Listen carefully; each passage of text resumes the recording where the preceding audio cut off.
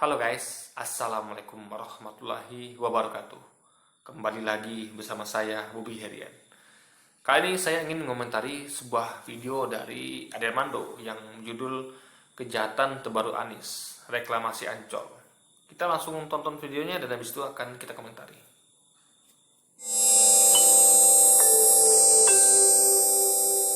Video ini hanya untuk mereka yang punya logika. Bagi yang tidak punya logika, skip aja. Setelah cukup lama tak terdengar bikin ulah, sekarang Gubernur Seiman Anies Baswedan kembali buat kerusakan. Dia kini diketahui sudah menetapkan reklamasi di kawasan Pantai Ancol, Jakarta Utara. Groundbreaking-nya sudah dilakukan Februari lalu. Luasnya 155 hektar. Tentu saja bukan Anies namanya kalau dia tidak bersilat kata ketika orang mulai bertanya-tanya. Dia bilang itu bukan reklamasi, itu cuma perluasan daratan katanya. Di mana bedanya, tanya Anda? Ini salah guys ya, Pak Anies ngaku itu reklamasi. Cuma beda dengan reklamasi dari Ahok. Ya, gini, Anda coba lihat video di TV One, di LC juga ada itu klarifikasi dari Anies Baswedan, dan itu sangat logis guys. Jadi itu kejadian sudah sejak tahun 2009. Jadi tanah bekas urukan dari waduk-waduk sungai ya, dalam bentuk normalisasi sungai dan kanal dan waduk, juga dari beberapa proyek MRT itu kan tak ada tanah yang urukan namanya, lumpur, tanah yang itu tanah dibuang kemana? Selama ini itu tanah dibuang ke Ancol, ya kan, ke pantai utara Ancol. Dan itu sekarang sudah selama sekian waktu itu udah ada sekitar, saya lupa itu 20 atau 30 hektar. Jadi itu bukan sejak Pak Anies baru menjabat, sudah sejak tahun 2009 guys. Ada sekitar 3, berapa juta ton itu. Nah, Pak Anies itu hanya membuat surat untuk untuk mensahkan itu gitu. Karena sudah terjadi gitu kan. Itu tanah mau dioper kemana? Di situ tempat paling cocok karena jauh dari pemukiman, ya kan? Jauh dari pemukiman, dan ingat ya, tempat itu akan dijadikan tempat publik. Ya, kita tahu rakyat Jakarta tuh tentu butuh tempat untuk agar mereka punya punya mental yang sehat, gitu kan? Karena mereka butuh tempat bermain, berwisata, sehingga mereka nggak perlu keluar kota gitu. Sehingga perputaran uang di Jakarta akan kembali ke Jakarta lagi. Itu akan mengundang banyak orang datang ke sana, sehingga pemasukan Jakarta akan lebih besar lagi gitu. Jadi akan dibuat tempat umum gitu. Apalagi di situ ada tempat untuk museumnya Nabi. Ini luar biasa guys. Jadi Indonesia ini kan kita tahu Nabi Muhammad itu suka difitnah-fitnah gitu, dikatakan macam-macam lah. Nah, dengan ada museum Nabi, orang bisa belajar seperti apa dan mengenal seperti apakah Nabi Muhammad itu. Nah, jadi bagi anda yang nanti yang masih suka menuduh Nabi yang macam-macam, Anda bisa datangi museum itu tuh, belajar ya bagaimana Nabi Muhammad itu sebenarnya. Kalau nggak kenal nggak sayang, makanya dibuatlah museum itu. Itu suatu kebanggaan bagi umat Islam. Apalagi kita di Indonesia ini umat Islamnya mayoritas gitu guys. Jadi di situ Pak Anies sudah jelaskan semuanya.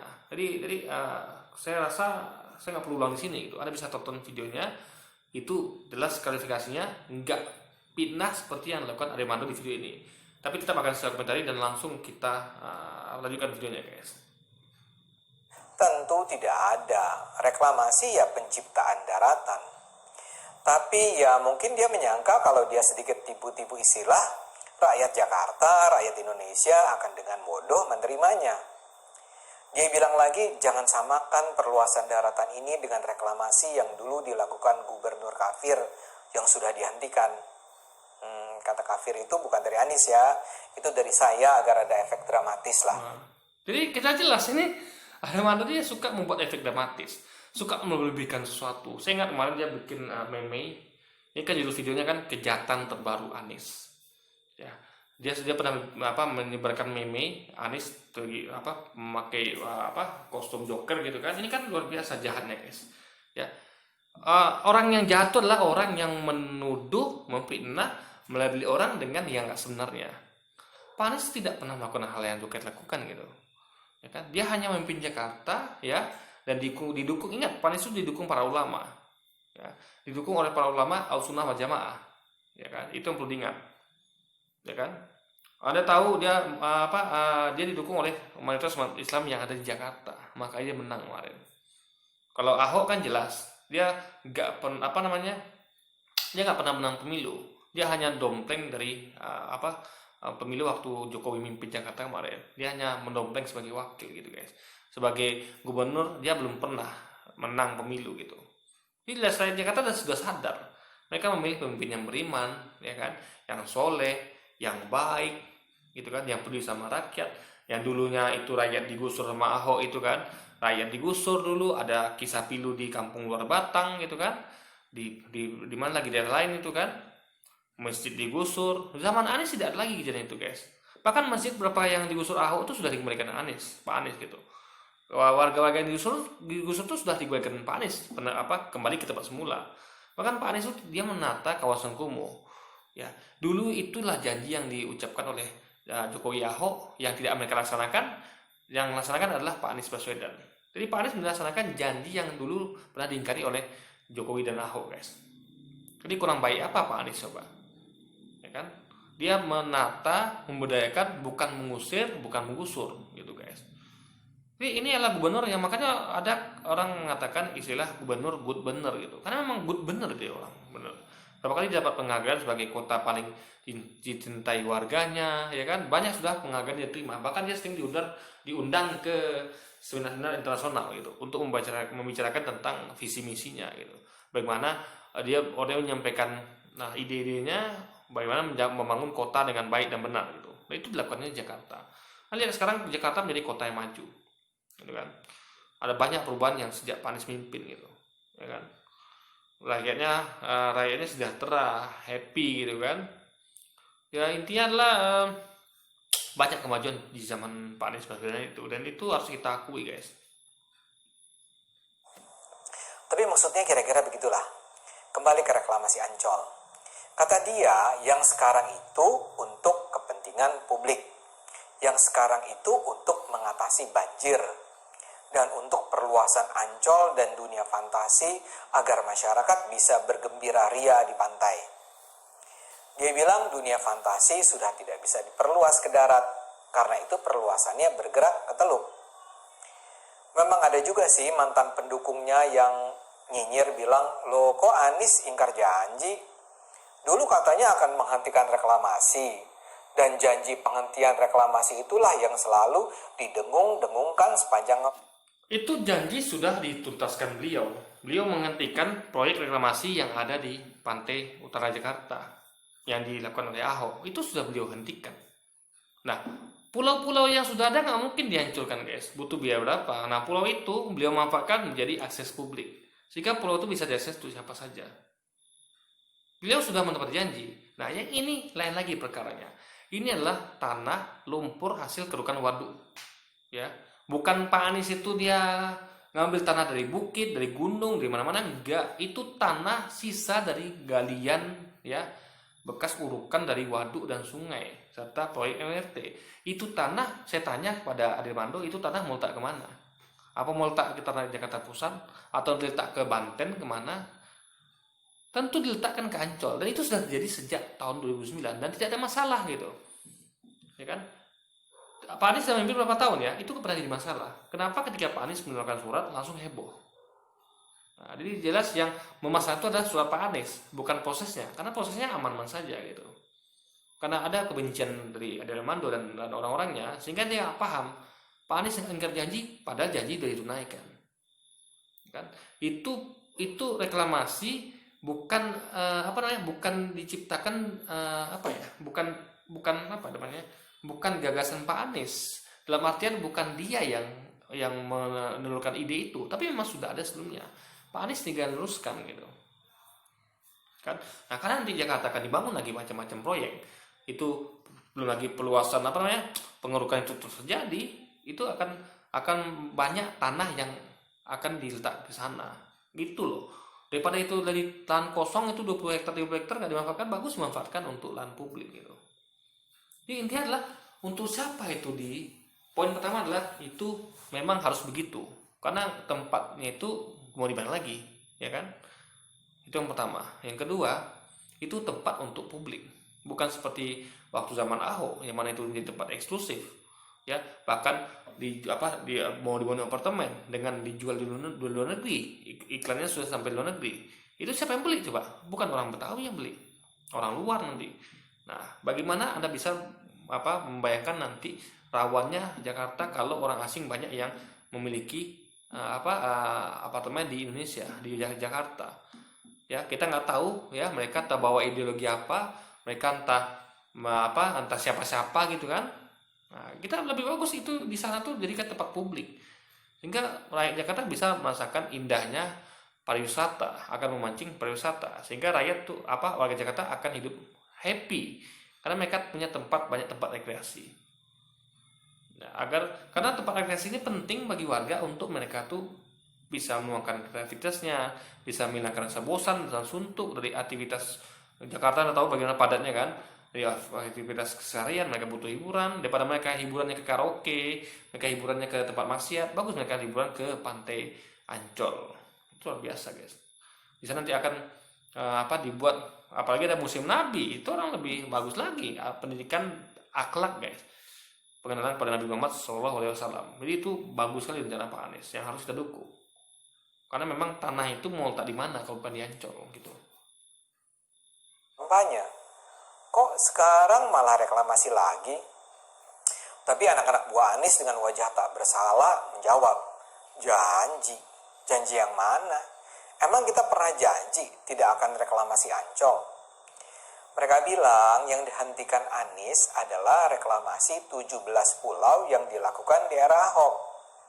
Karena yang Ancol bukan warisan Ahok, ya boleh-boleh saja dong dilakukan.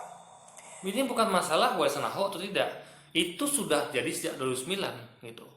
Dan kalau Ahok itu kan ngambil tanah dari mana-mana gitu, ya kan? Dia ngambil tanah bukan dari waduk, kerukan waduk atau sungai, tapi ambil dari mana-mana gitu. Kalau ini memang sudah jadi sejak 2009 dan memang lahannya itu ada itu. Pak Anies hanya memanfaatkan lahan yang sudah ada gitu kan. Dan memang tanahnya akan dikeruk terus ya. Karena itu akan selalu jadi proses pengerukan. Karena untuk mengantisipasi banjir. Jadi proyek grand design untuk mengatasi banjir gitu.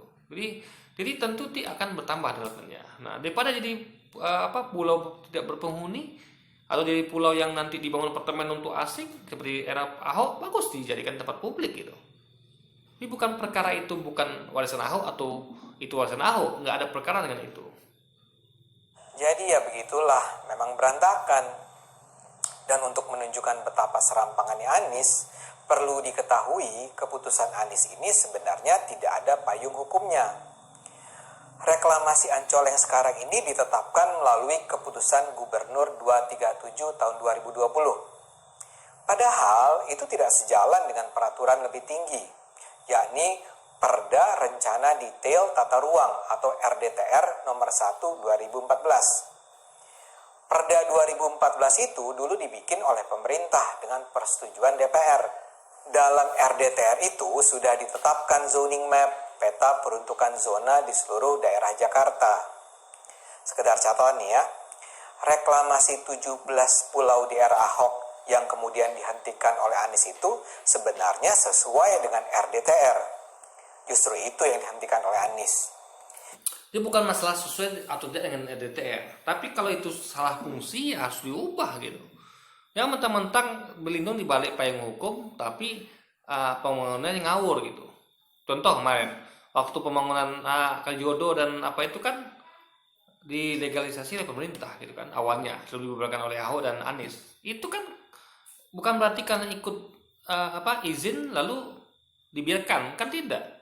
Tentu ganti gubernur, tentu mereka punya visi ini tempat harus ganti karena dia gubernurnya. Kalau menurut dia itu menyalahi reklamasi pantai utara Jakarta, tentu dia harus menghentikan itu karena berbahaya bagi Jakarta kalau jadikan tempat itu tempat yang eksklusif yang kita bahkan tidak bisa mengaksesnya.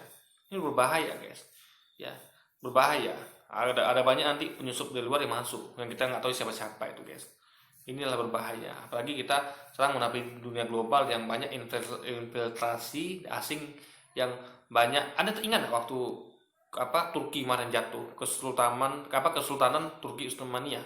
Itu jatuhnya karena infiltrasi dari seorang agen spy Inggris. Nah, beliau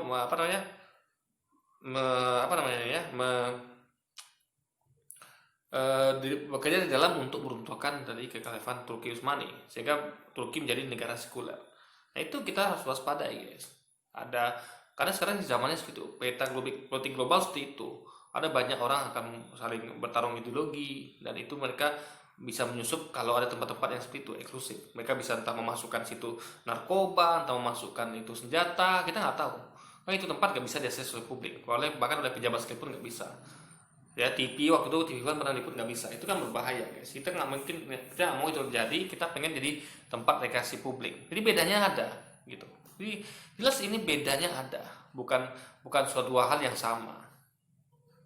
Ironisnya sekarang Anies menetapkan reklamasi di wilayah yang justru bertentangan dengan peruntukan zona di daerah Jakarta Utara.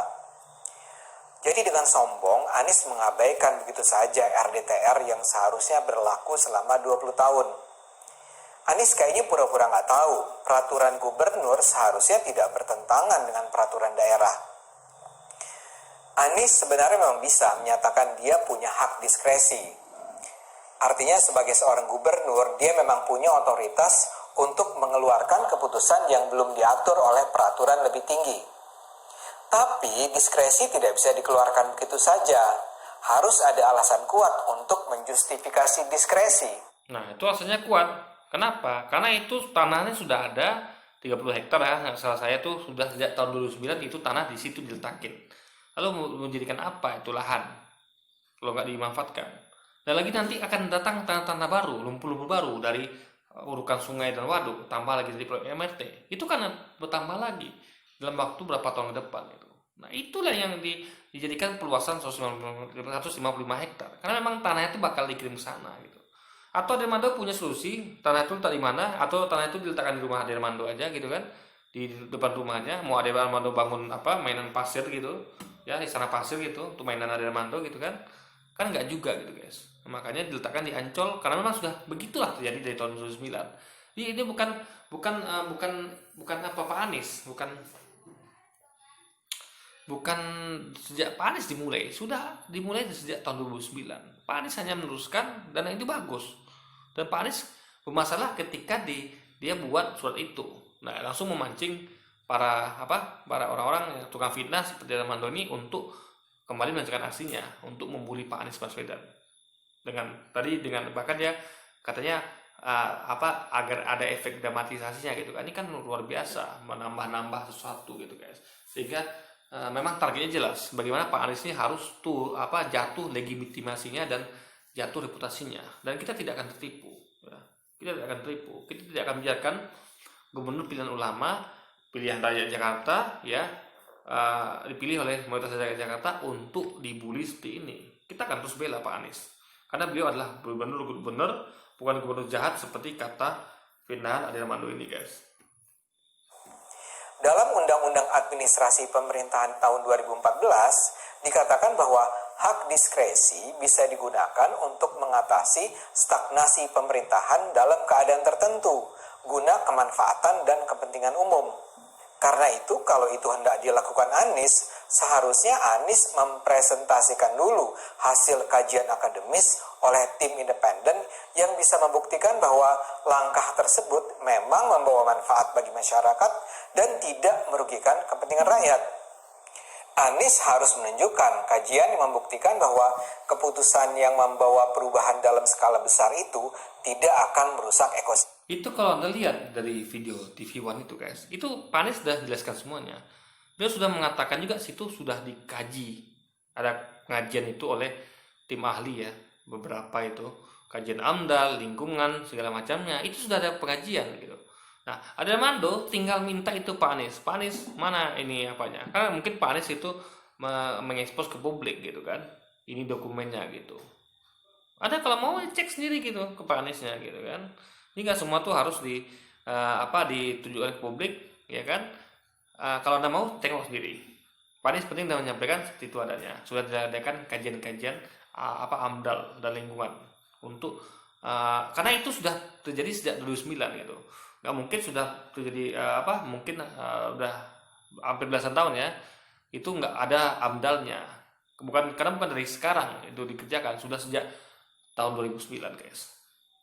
Sistem bahwa keputusan itu memang akan mencegah banjir, bahwa keputusan itu tidak mengganggu kegiatan nelayan.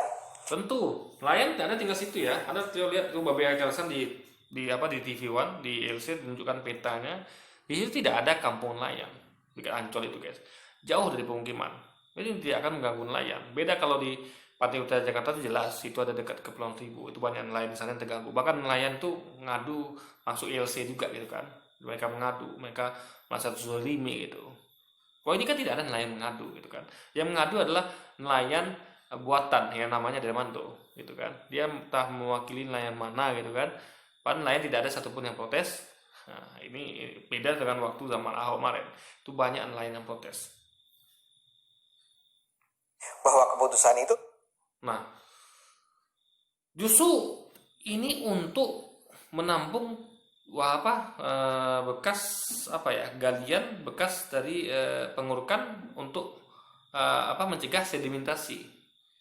Ini jelas itu untuk agar sungai ini tidak dangkal, tidak jadi dangkalan atau sedimentasi, sehingga sungai itu bisa menampung air dan bisa lancar dibuang ke laut gitu. Jadi justru untuk mempelancar itu gitu. Karena tanahnya banyak sampai 3 juta, 3,4 juta ton kalau saya nggak salah tuh sejak tahun 2009 itu kan banyak jumlahnya, guys. Maka bisa buat lahan sampai 25 sampai 30 hektar gitu kan. Kalau nggak salah saya jumlah segitu.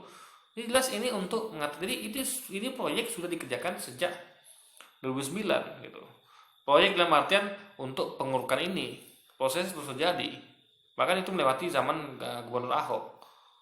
Tanah itu diletakkan di lumpur itu diletakkan di Ancol. Nah, sekarang Pak Anies ingin menggarap lahan itu. Apa salahnya? Ya kan?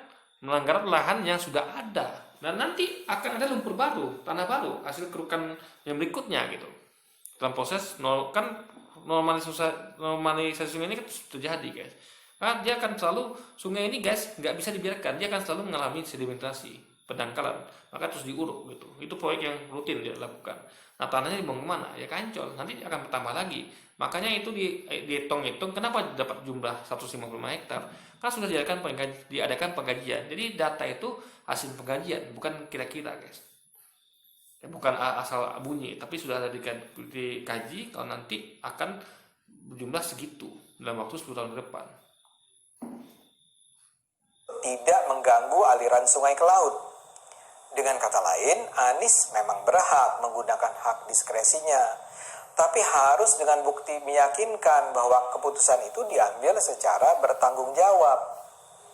Apalagi kita dengar keputusan itu diambil tanpa didahului oleh analisis dampak lingkungan. Dan ini menjadi semakin penting karena pantai utara tersebut adalah wilayah kritis. Tidak bisa Anies mengambil keputusan dengan sekedar asumsi-asumsi yang tidak punya landasan ilmiah. Dalam hal ini, kalau Anies sampai terbukti mengeluarkan keputusan yang tidak sesuai dengan tata ruang, ia sebenarnya terancam pidana penjara 5 tahun. Tapi buat saya, yang terpenting bukan soal pidana. Yang terpenting adalah hal ini membuktikan betapa berbahayanya kepemimpinan Anies di Jakarta. Itu sudah jadi sejak 2009 gitu, ya kan? Jadi apanya? Kalau mau dipidana bukan Pak Anies. Kalau memang itu salah di mata Armando. Yang dipidana itu seharusnya gubernur sebelumnya. Ada Ahok, ada siapa lagi itu sejak tahun 2009 itu yang dipenjara. Bahkan Pak Jokowi sendiri. Nah, beliau mimpin tahun berapa itu? 2009 beliau udah mimpin belum ya? Saya lupa ingat. Tapi kan masih dalam periode beliau gitu. Dan itu sepengetahuan beliau gitu. Jadi kalau mau dipidanakan bukan satu orang yang kena semuanya gitu loh, guys. Karena Pak Anies bukan Pak Anies yang memulai gitu. Pak Anies hanya memanfaatkan tanah yang sudah ada. Dan tanah itu akan bertambah terus karena diuruk terus kan sungai dan waduknya gitu. Jadi ini Ade Armando tidak mengerti tentang hal ini gitu. Dia logikanya nggak sampai ke sana gitu kan. Dia hanya orang-orang ini hanya berpikir secara dangkal. Oh, itu reklamasi. Dia nggak bisa men-breakdown ini reklamasi ini seperti apa, ini seperti apa. Ini bagaimana caranya, prosesnya, bentukannya, ya kan? Cara-caranya dia semua Ade Armando tidak mengerti tentang hal itu. Dia menyamakan dua hal yang jelas beda Meskipun sama-sama reklamasi, tapi beda semuanya. Dalam segala hal beda, guys. Jakarta. Untuk saja keputusan reklamasi Ancol ini diramaikan. Kalau tidak, dia bisa saja melenggang tanpa hambatan. Dan sayangnya untuk menjaga posisinya, Anies sekarang kembali memainkan kartu agama. Tiba-tiba saja dikatakan bahwa di daerah reklamasi itu akan ada pembangunan masjid apung dan museum Nabi.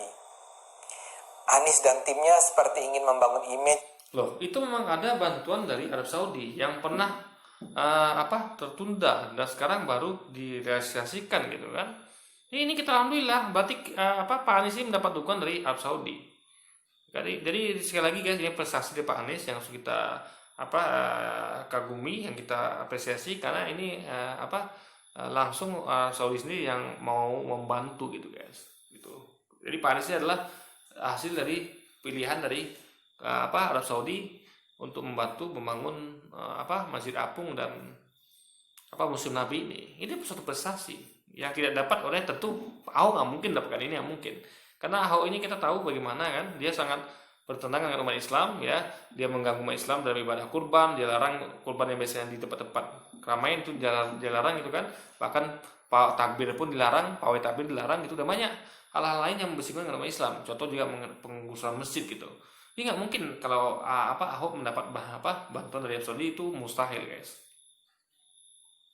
Bahwa reklamasi ini dilakukan bukan saja untuk kepentingan masyarakat luas, tapi juga terutama bagi kaum muslim yang mendambakan simbol-simbol kejayaan Islam. Ini sebenarnya bukan untuk kaum muslim aja ya, yang non muslim pun bisa belajar. Jadi manfaatnya bukan hanya dirasakan oleh umat muslim, siapapun itu bisa belajar. Ini kan akan terbuka bagi siapa saja, dan termasuk untuk non muslim juga, karena akan berupa museum, bisa diakses siapa saja. Jadi bagi anda ya yang suka memfitnah Nabi, yang anda nggak tahu siapa Nabi, anda bisa berkunjung sini untuk mempelajarinya. Sehingga selama ini yang ada pikiran kotor di pikiran anda tuh, ada sisi kotor di pikiran anda tuh bisa tercerahkan dengan melihat museum Nabi. Anda akan tahu Nabi seperti apa. Karena ada pepatah, tak kenal maka tak sayang gitu. Jadi daripada anda terus-terusan memfitnah Nabi, menuduh Nabi yang tidak, anda datangi museumnya, anda nilai sendiri. Nilainya tentu dengan hati yang jujur ya, bukan dengan hati yang benci gitu guys. Islam. Menurut saya Anies dan timnya kembali bermain kotor, menggunakan agama untuk menggalang dukungan. Loh, apa salahnya membangun museum Nabi, membangun masjid apung? Apa salahnya coba? Yang salah itu yang dilakukan Ahok kemarin ya guys. Ahok mengatakan jangan mau dibohongi pakai ABD 51. Itu jelas salah, menggunakan agama untuk menggalang dukungan. Ahok itu kan ngomong di Pulau Seribu mengatakan seperti itu. Dia mau gimana, mau menggulung menggalang dukungan warga untuk agar dia terpilih dengan menistakan agama Islam, menistakan Quran, menistakan Al-Maidah 1. Itu yang nggak boleh, menggalang dukungan dengan agama dengan segala cara sampai termasuk menista Quran sendiri. Itu nggak boleh. Tapi kalau misal gini, Ahok misalnya ya mau bangun museum Nabi, ya kan, mau bangun masjid apung, bagus. Itu saya apresiasi, itu kami umat Islam apresiasi, ya kan? Itu baru keren.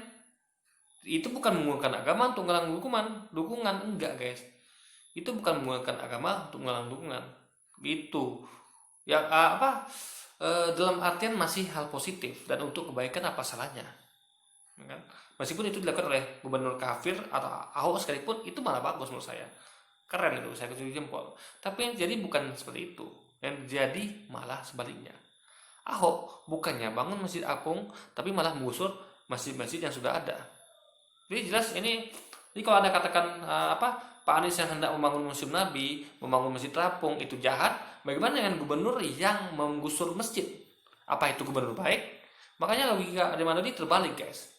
Gubernur yang hendak membangun museum Nabi dan masjid dikatakan jahat, sementara gubernur yang menggusur masjid dikatakan baik. Inilah saya katakan logika terbalik dari seorang Ade Armando. Apakah sekarang masyarakat akan semakin terbuka matanya tentang kekacauan Anies? Saya sih nggak terlalu yakin. Memang sudah terdengar ada suara-suara negatif dari kelompok-kelompok yang selama ini diketahui mendukung Anies. Mereka yang dulu mendukung Anies karena janji Anies menghentikan reklamasi, Nampaknya sebagian sekarang sudah Ya karena mereka nggak paham apa yang Anies lakukan. Makanya Pak Anies kemarin buat klarifikasi di TV One itu, dan itu sudah banyak yang nonton gitu.